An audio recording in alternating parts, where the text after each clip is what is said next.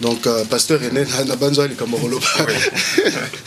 C'est vrai, bana Israël babunda to tanga yango mingi ba msusu kutu ba zwa grâce ya ko ndima makasi pa nzambe parce que babunda. Et puis na bitumba msusu kutu babunda nzambe pa kota bitumbango abunda pena bango ensemble et alongisa bango. Alors, mais moi j'aimerais juste lever l'équivoque un peu parce que c'est vrai, un chrétien peut aller. Mais il faut tout comprendre que dans la situation dans le Congo, on ne peut pas en vouloir aux chrétiens au yakeité. C'est pas ça le problème.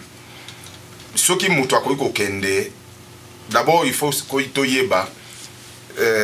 qu'est-ce qui est, quelle est la motivation. Je ne vais pas aller en profondeur pour nous dire quel est le plan des combattants, qu'est-ce qu'ils en ont, et non, c'est pas ça le problème. Mais avant de s'engager à n'importe quelle chose, Moutou, en tant que Moutou, sans que vous êtes la chrétien, il faut en quoi tu t'en tiens. Si vous continuez à combat, donné, tu dois savoir où est-ce que je vais mener ces combats, quel est mon but. Alors, il faut que les chrétiens, Bazali, avant de s'engager, il faut d'abord à quoi ils veulent s'engager. C'est très important. Alors, des deux, chrétien d'une manière générale, ça dépend pour le combat, on est et que c'est à niveau. Bamsusu bazali o yazo combattre o tozo mona na France to yebi que bandokungi bazali ba Buketu premier ba Odombo baza ko sala un mouvement donné. Mais ce que je sais na yebi ndenge bazo organiser te. Ce que je sais, je ne pense pas que baza na ba tank kuna baza na ba auto blindé bazo bongsa minduki ba kendo bunda. Je ne pense pas. Mais ce sont des voix qui a ezé lokomoko psychologie et là il faut lancer une idéologie pour l'amousabato. Alors maintenant frère Jules l'avait expliqué, je ne sais pas si c'était une Katia Watone Bandela d'émission, il a expliqué une chose très importante que combat on est dans la dimension le frère Jules Paquet a élevé un peu combat spirituel, à niveau spirituel, à niveau charnel. Même à niveau charnel, les a subdivisés encore rebellés. Ils ont battu pasteur Hassan Martin Luther King. Ce sont des gens qui ont eu un charisme, qui ont eu un don, qui ont eu un appel. Le Martin Luther, il était Yemoko Liboso, il avait un groupe de gens à Simanaï, mais avec une masse de Nasima. Masse n'a pas joué le rôle de Martin Luther King, mais ils ont joué leur rôle. Martin Luther King n'était pas seul. Mais il y a quand même des gens qui sont appelés comme leaders, bazana donwana, ou bazana charisme wana. Il faut que Nzambe abengayo, il faut que Nzambe atia biloko wana zake non oza liboso, oza na don ya ko gouverner. Alors, biso to ko bangai personnellement wana mboka oyo to si to marcher makambo tali Congo to kenda ba marche tina ba législature, tout ça on fait partie.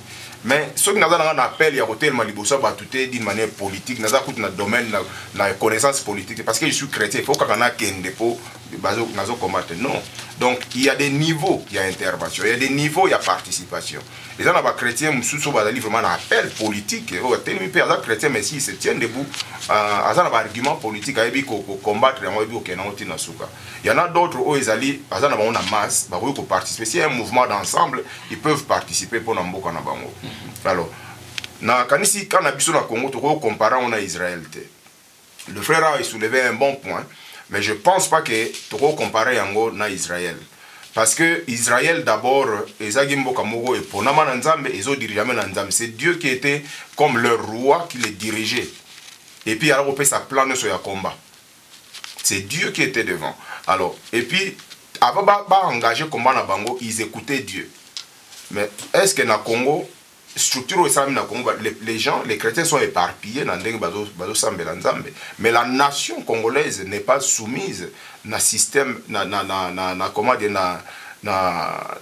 système biblique ou bien un système que c'est Dieu qui ou bien le président va agir à tout Nzambe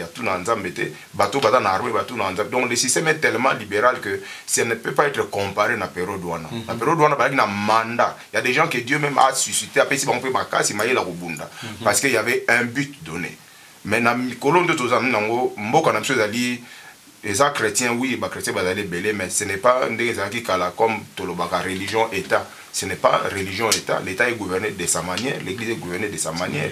On ne peut pas ingérer les gens qui sont à la religion forcément parce que voilà congolais non mais ça dépend ya mutu na niveau ya boye niveau appel wa nango wa wo kozala kuna mais ce qui est comme mouvement ya masse il faut tous les peuples va se soulever et les chrétiens et les non chrétiens et les musulmans tout le monde les a cause ya mboka kama cause mboka etala te zala chrétien ou pas c'est notre pays on doit défendre ça on doit aller au front mais on va pas exiger mutu afandi non pourquoi yo fandi parce que aux chrétiens non mususu a cause la combat n'est pas limité dans une intercession. On ne va pas l'obliger à tirer intercession parce que monsieur a dit que makoki ils sont pas militaires, monsieur va chrétien. À Simba venant mandok mais à Bengama la fonction on va respecter ça. Il fait ça, il fait à Bobomape Batou. Ils ont cadre militaire. Ils ont Moussalo on va le respecter. Mais celui qui n'a pas pris les armes, on va dire non, yo, on va le condamner. Non, on ne va pas condamner tous les chrétiens à cause de ça. Je pense que c'est un peu comme ça que... Et d'ailleurs, bien aimé, vous le savez bien que dans les années passées, on a déjà eu quand même une démonstration de force comme ça de la part des chrétiens. En ce pays-là, il y a des chrétiens qui sont vraiment très combatifs et qui sont des combattants. On se rappelle de la marche des chrétiens.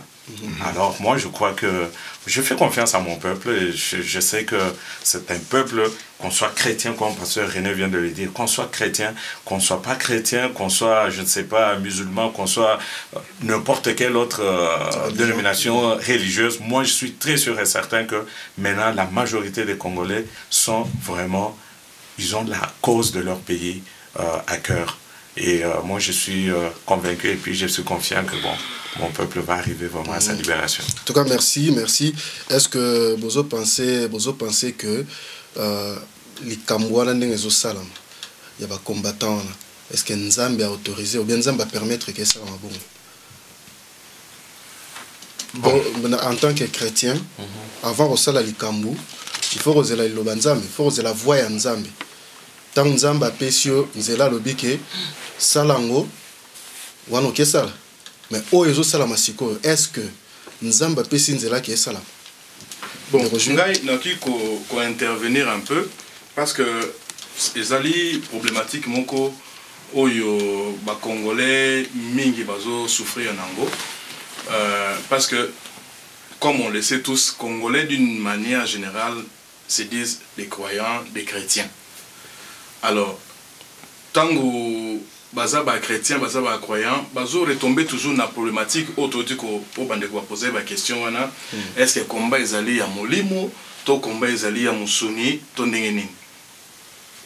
Alors, pour nous expliquer bien un peu clairement, na zo un exemple o ya ngai moko.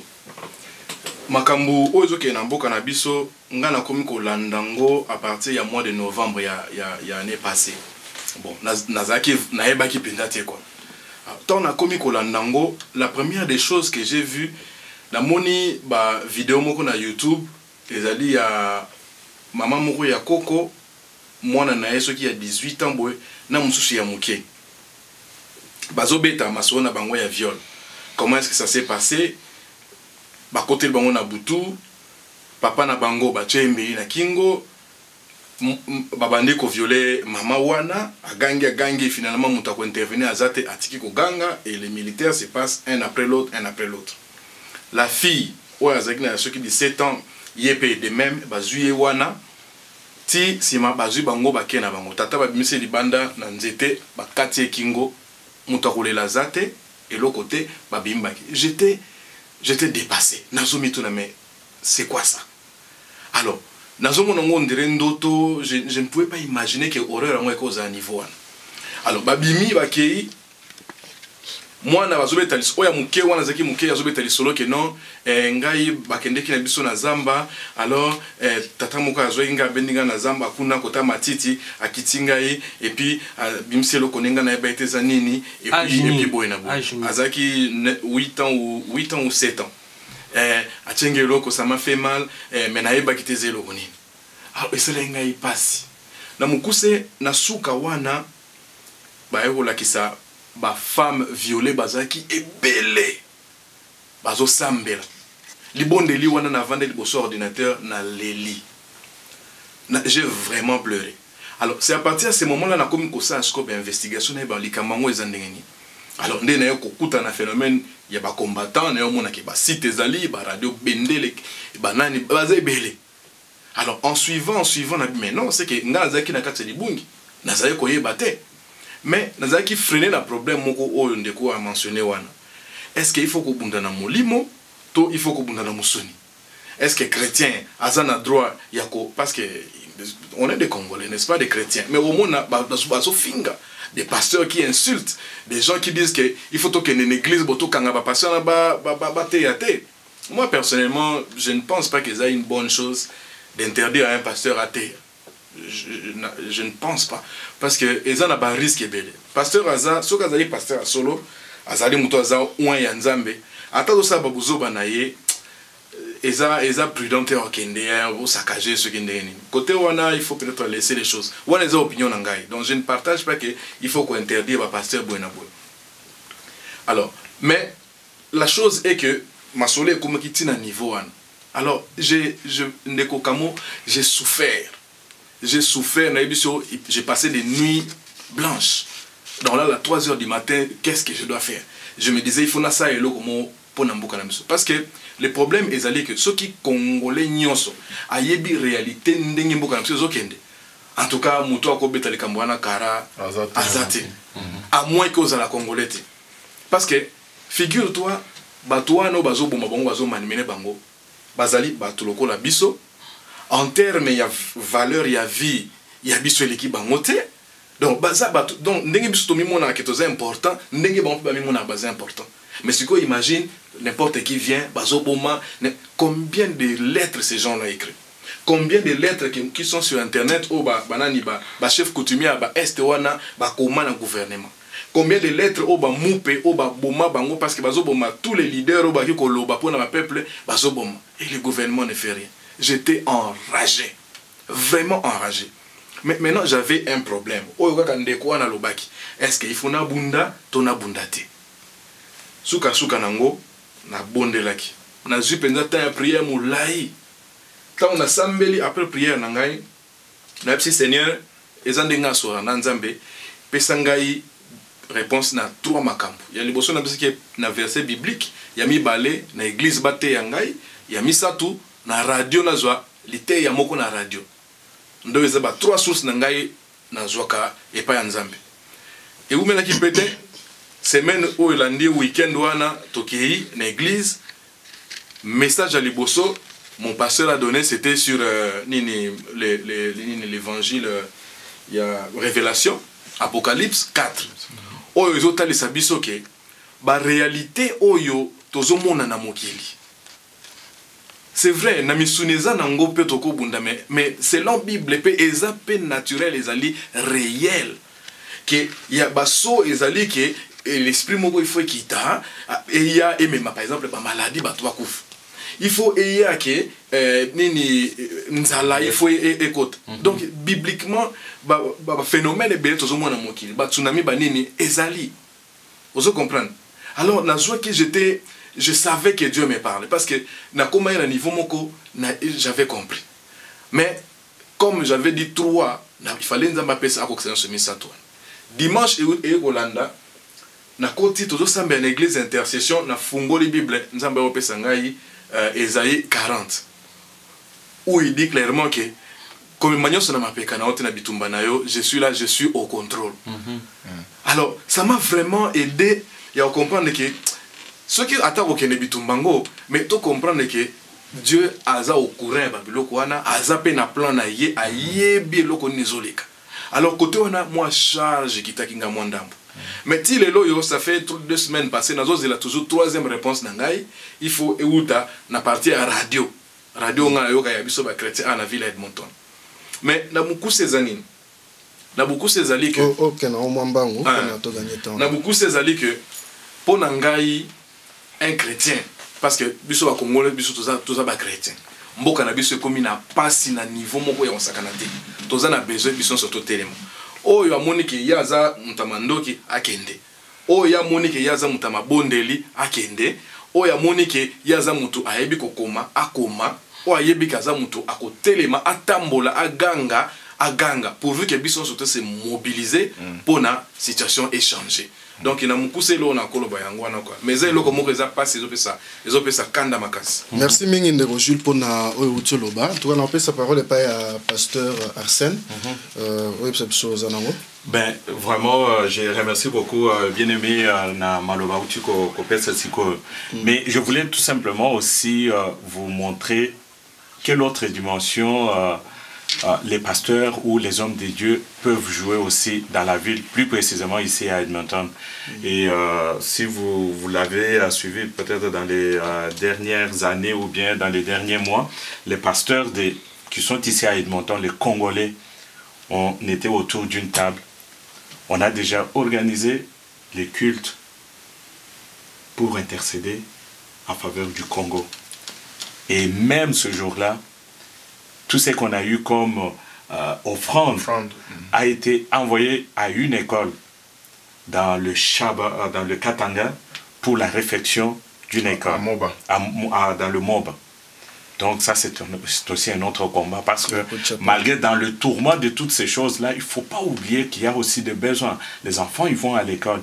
Mais quand j'ai vu aussi comment cet argent a été utilisé, on a réfectionné une école primaire et le remerciement qu'on a eu de ces enfants-là, de la personne qui avait amené l'argent là-bas, moi j'ai dit, et voilà aussi un autre combat. Donc c'est une autre dimension qu'il ne faut pas oublier. On est ici, si on a l'occasion d'aider ce peuple-là, d'aider nos jeunes, qu'ils puissent continuer à aller à l'école. Moi, c'est un message que je donne. C'est aussi une autre dimension d'un combat. C'est aussi un combat, qu'on n'oublie pas cette dimension-là. Parce qu'on ne sait pas, on dit toujours, on connaît quand la guerre commence, mais on ne sait pas quand la guerre va se finir. Dans l'entretemps, nos enfants ont besoin d'aller à l'école et qu'on puisse aussi se mobiliser ce côté-là. C'est aussi un combat vraiment qui est humanitaire.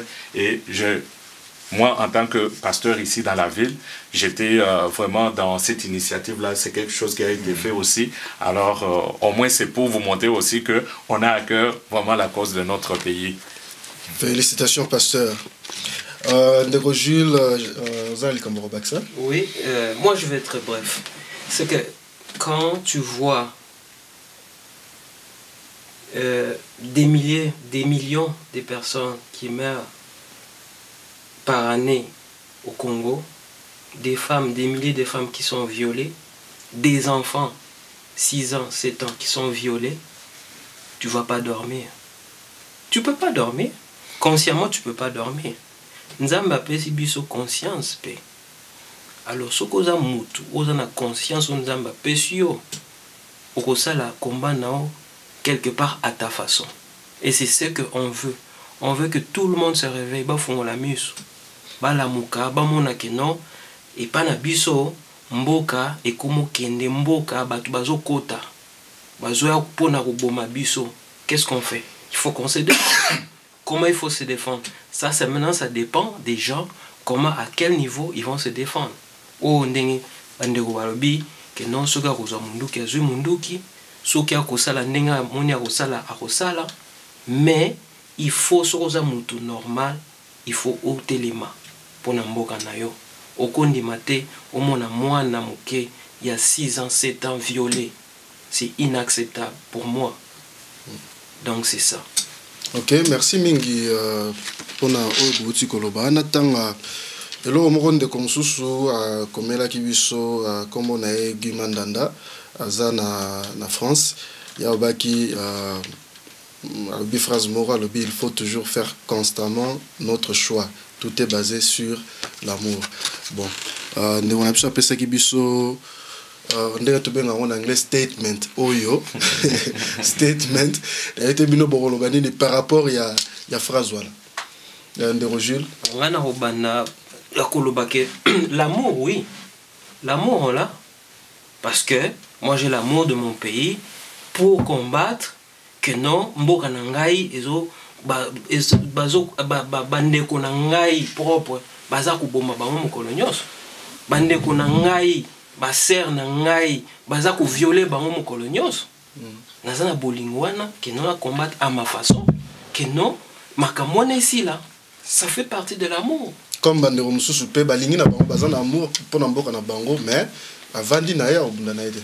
arobunate mais tant muso azana commandé à un niveau tant muso fandara akena chambre akomosa mela pona mboka eza la libérer et ça pona ye mboka eza nango bien azana amour mboka bi mais mboka eza nango bien avandi na ye donc c'est que muto na za conscience te ko mona ke bato bazo kufa mokolo nyonso bon bazali oto ki bazo ba mboka eza nango bien bon mais azana amour ya mboka na ye mais bon muto akoloba ne wa mboka eza bien ou soit aza corrompu bazo pesa mbongo pona kanga miso mais atape bazo pesa mbongo okolala penza pongi oyoka keno na information na ebité ceux qui na Congo ba mona ka information na keno nde bazo boma batu na Kivu kuna mokolo nyonso na landaki lobia ba bomi famille moko ba koteli bango ba bomi bango kaka boy est-ce que yoko fanda ndengwana oza na conscience ata bazo pesa mbongo oza conscience que lo amboka eza bien mboka eza bien te na kolala te oyo oza na conscience ono oza na mwana na yo azolala azolia margarine azolia beurre mokolo nyonso afani na ndako wana yo oza na conscience te ke nomoni na kuna na suka na mboka na Kivu kuna bazo violer mwana oza na âge na yo imagine toi ce que mwana no aza na place mwana âge ya mwana na imagine toi ce que mwana no aza na situation okolala donc c'est mutana za conscience te. Mais je crois que Ndeko appelle si l'amour, vous savez, l'amour, moi je me réfère toujours à la Bible, l'amour c'est vraiment énorme, hein? Mais c'est le fondement même d'une société qui aspire à un avenir meilleur, que ce soit les gouvernants, que ce soit les gouvernés, que ce soit n'importe quel membre de la population, parmi la population. Je crois que si je peux dire que ça reste l'idéal, mais l'amour, ça renferme beaucoup de choses. En tant que gouvernant, si on a vraiment l'amour, on aime bien son pays, je crois qu'on va bien gérer le pays. Et la population, si on a vraiment l'amour, surtout l'amour du prochain, on va arriver à vivre dans l'harmonie. Regardez tout simplement le pays Canada boy. Vous savez, tout ce pays, c'est un pays comme le Canada. Ce sont des fondements bibliques.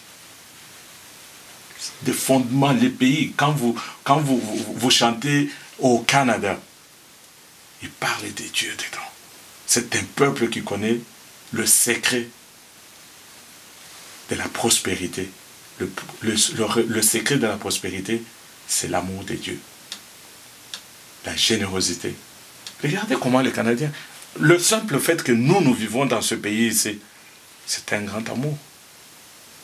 Et je suis très sûr et certain que le Congo, c'est un pays qui peut aussi accueillir de la population venant d'ailleurs comme le Canada nous accueille aujourd'hui, à condition qu'on ait de l'amour. Merci beaucoup. Ndeko Jules Mokonda, quand on a parlé de l'amour, les chrétiens, tout à l'heure, que les chrétiens sont totalement combat à molimo, bazo sambel. Donc façon la bango mener combat et ça intercession la bango bazo sala pour namboka. Ce totali nombre, il y a ba église na Congo na nuyango moko. Nombre, il y a bato ba sambelaka na Congo. Et c'est beleta musu le lot rolo baki eleki donc ça dit plus que la moitié il y a population soit internet na ka Kinshasa to rolo besali plus que la moitié il y a population il y a Kinshasa mais ba prière ngozo kendo malheureusement déclaration de Konabiso wana c'est une déclaration qui est faite kakaboye. Mais sujet na biso zo concerné biso zali sujet ya mboka Congo na problématique biso zana donc akoli misa biso na obligé na zo statement na yewana na kotango na contexte na biso zana ngo ya mboka. Ouais, ceux qui te comprendre bien, et là on a lobby wana et cause à la peine na kati ya sujet na biso nde oyo tozolobela. Ouais, parce que ceux qui otali boya lobi la choix na mais basé sur l'amour. Donc moni amour oza na ndenge na otoro kolobana frère Jules mususu na gauche na ngaya que batu mususu paza na amour ya mboka mais pour na ya lobi mboka eza bien. Mususu pe arola ba ke bonga pour la amour na ngana za na mboka eza bien te. Ozomona donc mutu na choix na ndenga kosala statement wana. À moins que tous ba aveugle. Mboka eza bien te.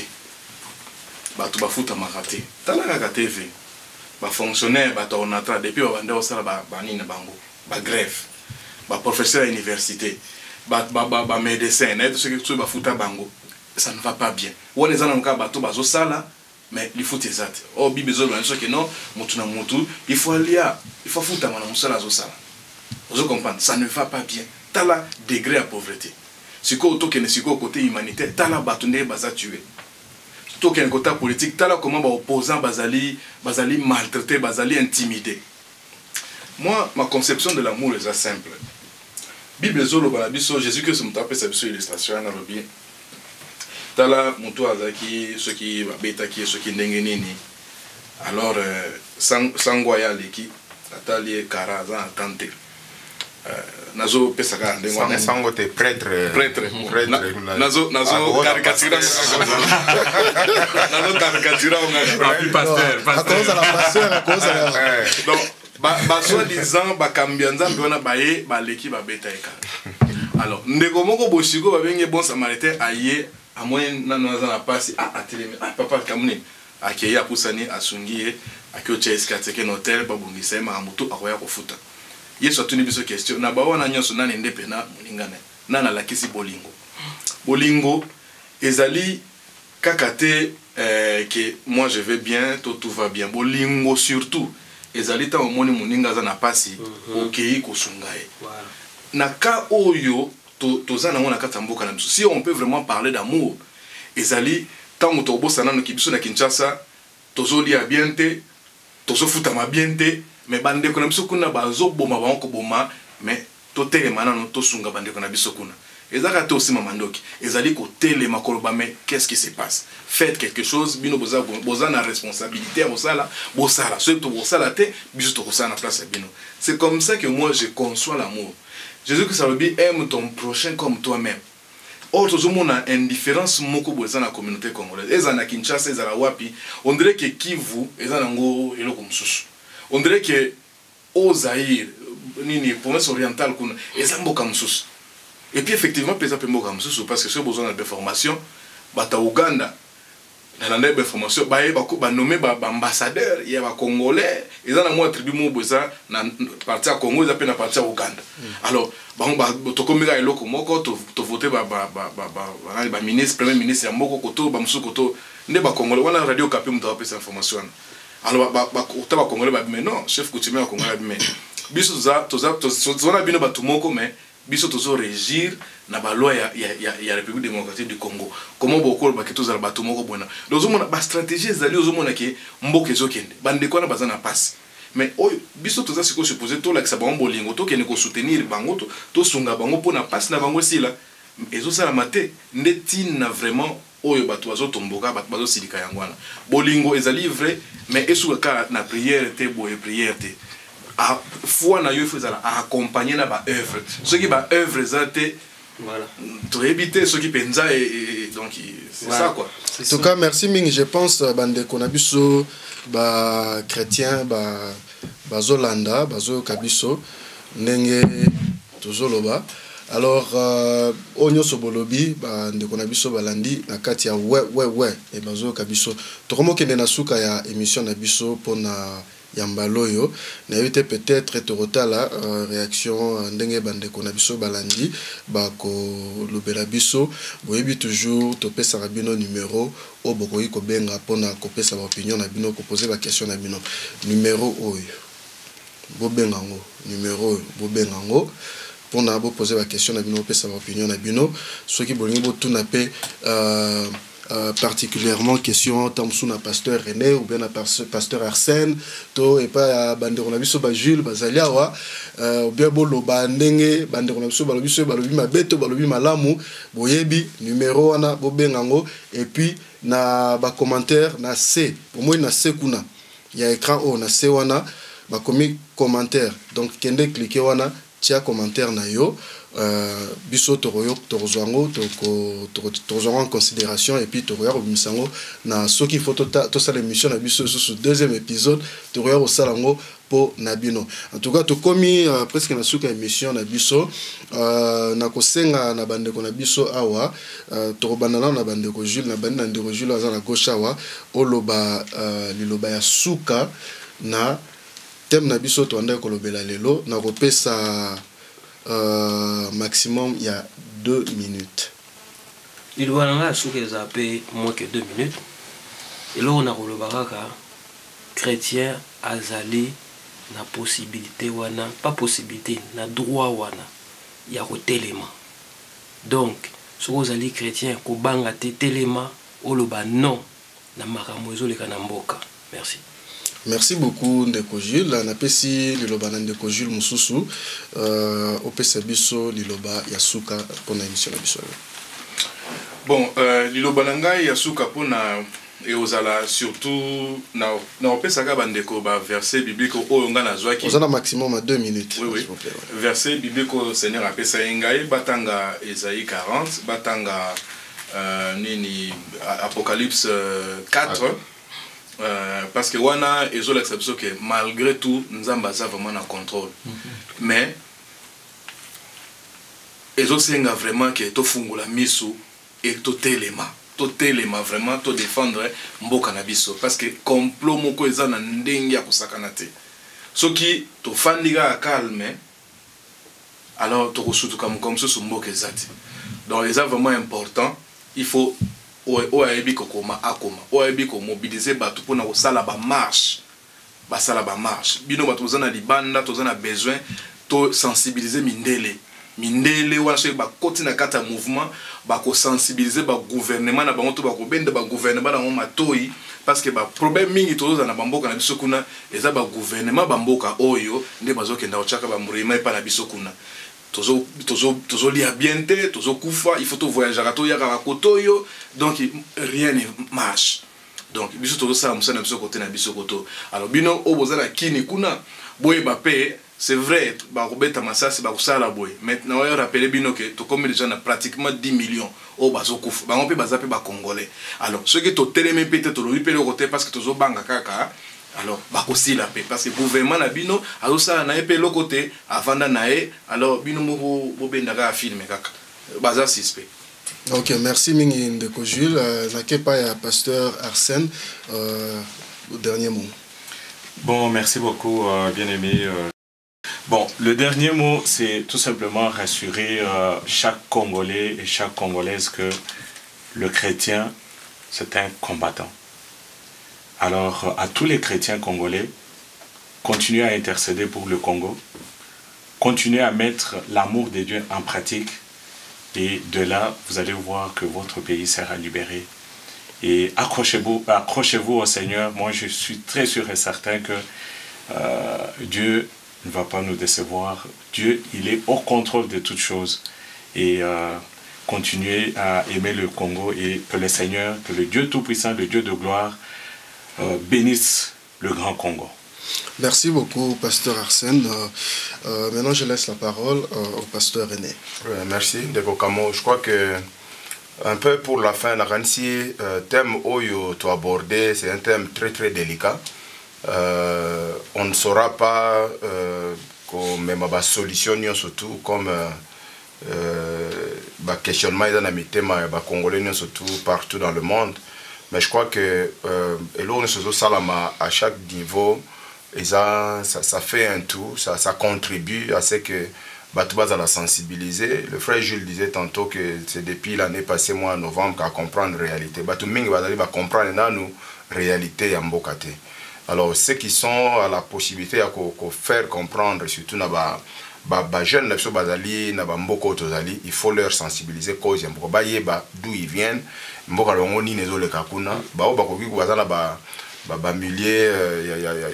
Information, il faut faire comprendre les gens quelle est la vraie réalité qui se passe. Alors, pour aller un peu plus loin, ça là, d'une manière globale, par rapport à Mboka, par rapport à la douleur, où il se manifester par rapport à Mboka. Je pense que Soto Landi Nabiso, et là, surtout, avant il faut qu'il y ait une racine. So bandi na likolo longa na yote. Alors, problème Nabiso à Congo, tout dans le Congo, tout les musiciens, tout les pasteurs, on est surtout corrompu, tout ça. Je ne pense pas que Tokoko y na bangote. Il faut tout manifester bolingo ndenge ndeko auti koloba.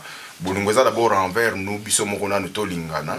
Et malgré ba opinion cause avec Kesseni, même bato baza na mboka wana ou bala même ko travailler même na gouvernement, il faut les aimer. Nakanisi amour et longa makamu mingi.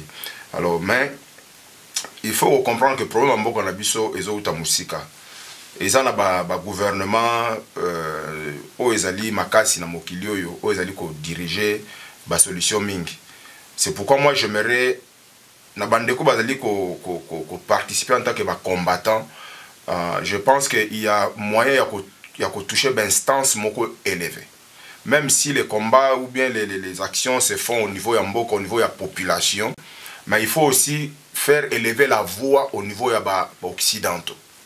Tout le élever la voix dans le Congolais pour sensibiliser pendant que ça se fait, mais il faut aussi faire voir aux occidentaux qu'on n'est pas content. Quand je parle des occidentaux, je vois particulièrement 3 grands pays. Je vois les États-Unis, je vois la France, je vois l'Angleterre. Évidemment, il y a l'Allemagne qui peut entrer. La Belgique aussi, oui. Alors, mais surtout, Bandeko va dans Washington, les États-Unis. Qu'est-ce qu'ils font? Obama Zaka Pembeniwana. Faites des mouvements devant la Maison Blanche, par exemple. S'il faut que Batumsu va voyager à Bakendekuna, de façon que Bapé c'est pour même occasion, tout expliquer, problème, bon, bomba, bomba, ou Batama, tout le baramou polé. Il faut dire toutes ces choses hautement, Batuma, yo kakayango. Ba mouvement aux les Qatar, tout à la Macamoudou, les Canada, la Côte d'Ivoire, hein. Vous avez un co, pendant que vous avez polé, Baké n'a pas sous capé, ça, mais et s'il paie le monde, l'histoire peut qu'il n'a pas s'il paie s'il. Mais c'est comme ça, des logos, des mbok, des tambours, c'est bon. Les musiciens, les pasteurs, c'est vrai, ils continuent à rapper. Mais sachez que les combats, il faut que les places et bandeli. Il faut que les Champs-Élysées, rester là, ça la sitting, ça va message, il faut il faut qu'arrêter de télé, mais les musiciens, non, mais touchons les instances aussi les plus élevées. Na bateau, bakoki koloba, bakoki ko manifester d'intention visible. Alors. Mais pour la cause qui ça, biso tozali ba chrétien. Émission o mbala mingi to bengi on le seba, tout ça là souvent c'est beaucoup plus pour les chrétiens. Et ça pour la batunion surtout, mais c'est beaucoup plus un message biblique. En tant que chrétien, il y a 2 choses que je peux vous dire. Tu peux participer dans le combat à la manière dont Dieu te met à cœur de faire. Fais-le librement. Qu'il y ait une injustice, qu'il y ait une corruption. Ça là où sale. Mais de façon que au sala oyo et aux ala et aux sepel sanzambe. Et puis des 2 réalité moko le frère Jules a dit tout à l'heure dans Apocalypse chapitre 4. So botangi version là pour comprendre que et l'autre doit vivre nango sikoyo et ça nango ya sikate. Balobaka balami to bonde la biso ba Christ to non Jésus tu es puissant, tu es l'agneau immolé, tu es digne d'ouvrir les 7 sceaux. Quand on parle de 7 sceaux, les gens pensent que c'est leur mouro et sengo toujours. Ce n'est pas toujours la gloire. Quand Jean pleurait, le non, vraiment, moutoua fongola so, parce que Jésus ouvrait les sceaux pour les jugements. Il venait pour juger. Ce n'était pas pour que Batouba s'épelle, non. C'était pour casser, commencer à tuer, commencer à juger le monde. Et justement, Jean pleurait quand il y avait un martyr. Pour la cause de Dieu, Seigneur, motu moko akata baso oyo de façon que batu wana baza bakufi injustement, motu moko a jugé, motu moko a tellement, motu moko genre a pleuré. Mais je peux vous annoncer sur la Bible, vous retrouvez que les frères Jules on a parlé ça à l'église, que les 7 sceaux, sont déjà brisés. Allez lire Apocalypse 4, vous verrez que les 4 sceaux, il y a au moins 4 sceaux à peu près, où ils ont déjà brisé. So tali na baso wana baso moko ezali ya nzala, moko ezali ya guerre, moko ezali ya kolongo la paix. Ba biloko tozo vivre na monde, tozo vivre na Congo, combataka na yo, mais yeba ke tozo ande ko vivre la période asuka. En tant que chrétien, il faut pas juste aller parce que je vais combattre, mais sauve aussi ton âme. Combat aussi pour ton âme, sauve parce que jugement ezakoya. Ba tsunami tozo mono so tali yango bien eza ba cause biblique, ba tremblement de terre et comme na niveau moko élevé et sengeli ba tout message à l'église est changé. Ba tu faut ba bongo la mitema, ba komba wana to komona même bato ya bien ba kokufa, bana ba kokufa, ba mama ba kokufa, to komona biloko wana, ba insanité, to komona ba biloko wana. Alors tant tozo combattre mais yeba peke jugement pe mususu ezali. Après combat wana jugement ya Yesu ezali. Donc il faut pas y aller bêtement, mais il faut savoir que il faut sauver ma vie parce que na kati na elulu wana bitumba na biso tozomona ke biso toza épargné te. Okomona na Canada awawa côté finance, côté ba fraude, côté makamsu toza épargné na makamsu ya nzala, mais côté musu toza frappé. C'est ça. OK, na Japon baza na puissance makasi, baza na mayele, baza mbongo belé, tout ça makambu, mais tsunami lobi toza na binoa. Ok na Kinshasa tsunami ezate. Ok na Afrique mobima okuta tremblement de terre ezate. Menzala. Malaria ezokoboma. Donc ce que dans Apocalypse 4, tu verras que ces choses-là sont déjà en train de se concrétiser. Alors les chrétiens doivent le savoir. Donc ici, tu dois combattre pour une cause réelle, l'injustice, mais ça, il faut que tu y aies, que tu savais autant on a plein de comment tu as question, est-ce que Nzamba yebi plan, mais c'est vrai Nzamba yebi yango, c'est pour ça que le Fils de l'homme a banni kokata basona. Il faut que les chrétiens soient éveillés. En tout cas, merci mingi pasteur, merci bandeko Jules pour na nyonso boti na koloba awa bandeko batali boyebi bon tozo sa musala juste pour na ko passer ma message et puis côté ya ndenge nini pasteur Autoloba pasteur Rena Autoloba pour na loseba siffler ndenge betara kashiba donc ndenge na lobaka toujours kashiba tant eza robeta donc pusana oyoka alors ba chrétien bouti ko yoka oyo bandeko bayebisi bino o bokoyi ko sala en tant que ba chrétien donc mutuna mutazui oyaye merci na bino so ndenge bovandaki pona kolanda biso merci pe na bandeko oyo boyaki awawa pona kolobela makambo yo ndenge bolingaki ke bolobela ngona na nzela ya Congo mikili ndenge to bengaka na nzela ya we en tout cas merci na bino mingi merci na ndeko Jim Kalanda ye azabongo na Calgary merci na bino ndenge bovandaki bozotala we.congomikili.com na micro zaki bongo Équaliseur Kamo, l'homme créé à l'image du Dieu vivant, le créateur du ciel et de la terre. Et Nabi Bende, Tozaki Bongo na Goldie Star, Oazako Bong Selabino Bilili, Alaxabino Moko Ndenge, Tozalaki Awa, Nakati ya Plateau Nabiso. Bozala Malamu, Soki Ozota Lango na Butu, Olingo Kendo Lala Malamu, Soki Zali na Tongo avant Kendo Musala Malamu, passé journée bien sûr les à midi avant Lia malamu bon appétit na yo. En tout cas, tout le monde a une sous mbalasima. Bisous na bino yangwana. Bye. On a un clair.